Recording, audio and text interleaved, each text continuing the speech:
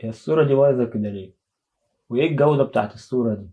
الجودة دي طالعة من الكاميرا دي؟ الكاميرا دي غالية يا جدع، إزاي طلعت كده؟ يبقى أنت معلي الأيزو، أكيد معلي الأيزو عشان تخلي الصورة تطلع كده.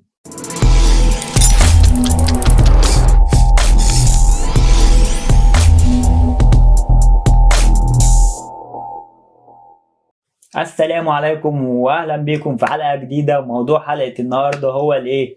الأيزو.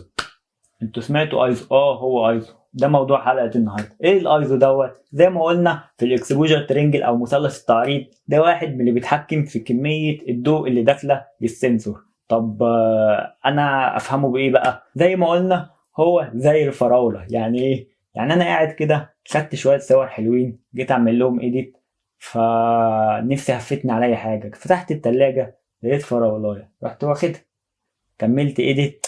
طب ما انا وظبطت الدنيا وابتديت اظبط الصور، نفسي هفتني على فراولايه تانية، رحت التلاجة خدت الفراولايه، بعد كده فراولايه في فراولايه في فراولايه، جات لي جات لي حساسيه. هو ده بقى الايزو. كل ما زودت الايزو، او بمعنى صح كل ما زودت الفراوله، كل ما الصوره هتلاقي فيها حساسيه، هتلاقي فيها نويز.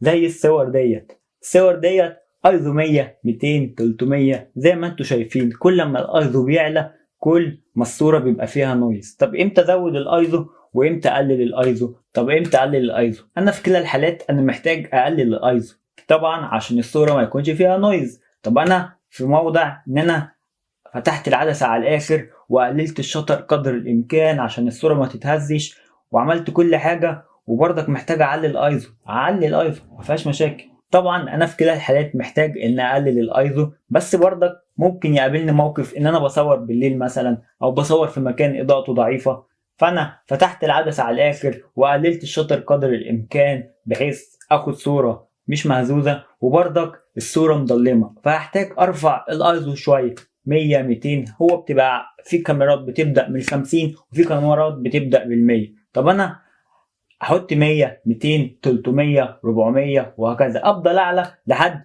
ما الاكسبوجر ترينجل او مثلث التعريض يتظبط عندي. طب اعرف ازاي انه اتظبط عندي؟ من خلال اللايت ميتر اللي هو بيبقى موجود تحت الاعدادات زي الصوره ديت.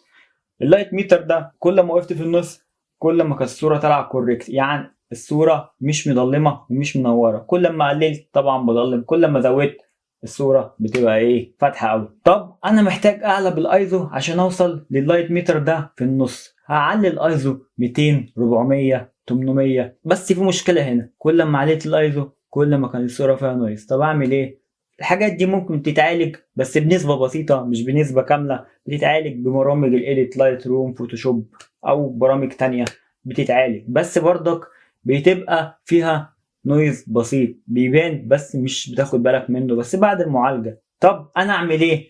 عايز صورة ما فيهاش نويز وعايز في نفس الوقت اعلي ايزو، اعوض باضاءة فلاش، اضاءة هيد، اضاءة المكان ذات نفسه. احاول انقي مكان فيه اضاءة كويسة لو مش معايا فلاش او مش معايا هيد او مش معايا اي مصدر اضاءة. طب انا معيش الكلام دوت، احاول اعلي ايزو. خلاص انا محتاج، انا في وضع ان انا اعلي ايزو. طبعا في اوضاع ممكن انت تكون حاطط تقدير المكان دوت، ممكن اديله ايزو 100، اديله ايزو 200، اديله ايزو 800 على حسب المكان اللي انت متواجد فيه. والصوره دي قريبه قوي للاماكن اللي انت ممكن تتواجد فيها وممكن تحط فيها الايزو على كام.